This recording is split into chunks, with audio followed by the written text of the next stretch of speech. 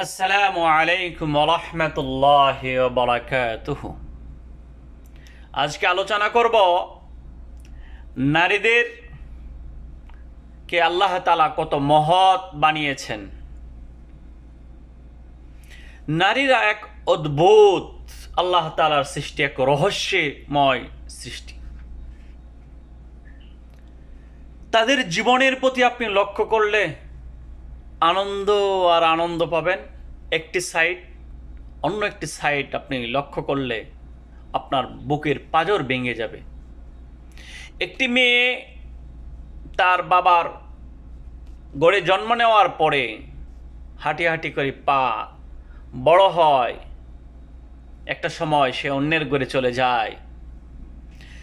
বাবার ঘরে থাকা অবস্থায় যে কোনো কাজ করতো না, যার কোনো দোষ থাকতো না, সেই মেয়েটাই অন্যের বাড়িতে চলে যায়। তার দোষ খুঁজতে হয় না, মানুষ চর্চা করে ওই বাড়িতে। সে বসতে পারে না কাজের জন্যে। যে মেয়েটা খাটের ওপর বসে বসে মাকে বলতো, মা এটা দাও ওটা দাও, সারাদিন কোনো কাজ করতো না।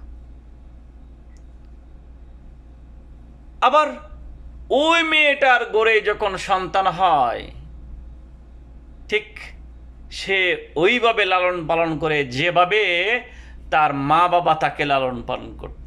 কি অদ্ভুত! এজন্যে যার গড়ে মেয়ে রয়েছে, মেয়েদেরকে কখনো কষ্ট দিবেন না। মেয়েদেরকে কষ্ট দিলে আল্লাহ রাব্বুল আলামিন কষ্ট পান। তার গজবনাক যে রব রয়েছে এটা প্রকাশ পায়।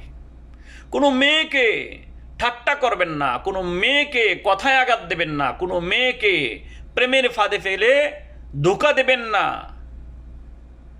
কোনো মেয়ের সাথে পরকীয়া লিপ্ত হবেন না। কারণ আল্লাহ রাব্বুল আলামিন আপনার সব দিক লক্ষ্য করতেছে। মেয়েদেরকে আল্লাহর ওয়াস্তে মহাব্বত করতে শিখুন। এদেরকে আল্লাহ তাআলা আপনার সৌন্দর্য, ঘরের সৌন্দর্য, পুরুষের সৌন্দর্য স্বরূপ, পুরুষের মাহবুবা স্বরূপ, পুরুষের ঘরের আঙিনার সৌন্দর্য স্বরূপ সৃষ্টি করেছেন। এই জন্যে নারীদেরকে শ্রদ্ধা করি। স্যালুট।